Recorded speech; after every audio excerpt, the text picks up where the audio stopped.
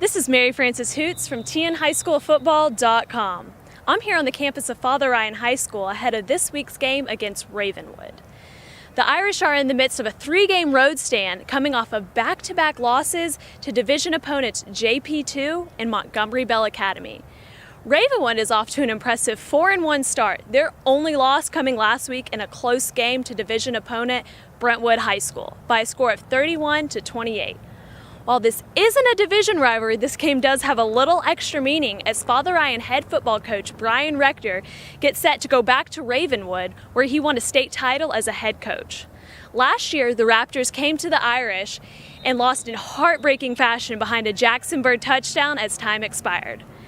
I'm here to talk to Coach Rector and his players about their thoughts on the game Friday night. I'm here with FatherRyan head football coach Brian Rector. Coach, you're going back to Ravenwood where you won a state title. Are there any emotions attached to this game? Well, you know, there's emotions attached to this game because of where we are in the state of our program, not because I'm going back necessarily to Ravenwood. I'm obviously familiar with the place. Many people over there love a lot of folks over there. Maybe, hopefully they love me. But you know, honestly, for this point in the season, this is the next game on our schedule that we desperately need to win. We need to play well in order to do so.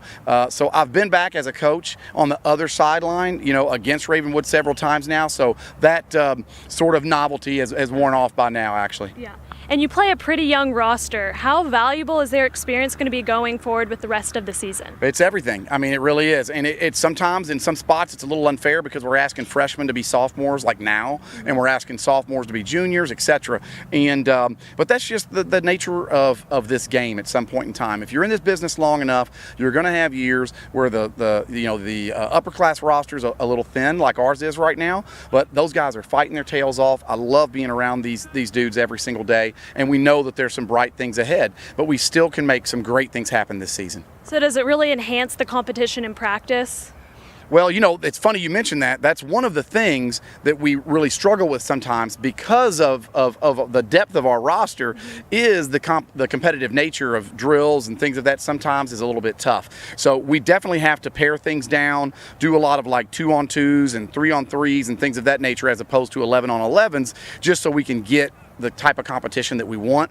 The kids and coaches are adjusting to that very well. We just, like I said, we just need to play very well tomorrow night, this week, in order to get a win.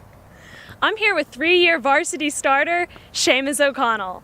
Seamus, you play a bit of everywhere on the field: wide receiver, defensive back, and you've even seen some snaps at quarterback. What role can we expect you to play tomorrow? I mean, pretty much the same role as earlier in the season, but I'm playing a little less defense and trying to get more reps on offense just to spark it a little. So do you think we'll see you at quarterback at all tomorrow? Probably about the same as I have been all year. Not a ton of reps, but a few. Okay, and you were an all-region quarterback last season. So how has your experience been able to mentor your young quarterback, DC Tapscott?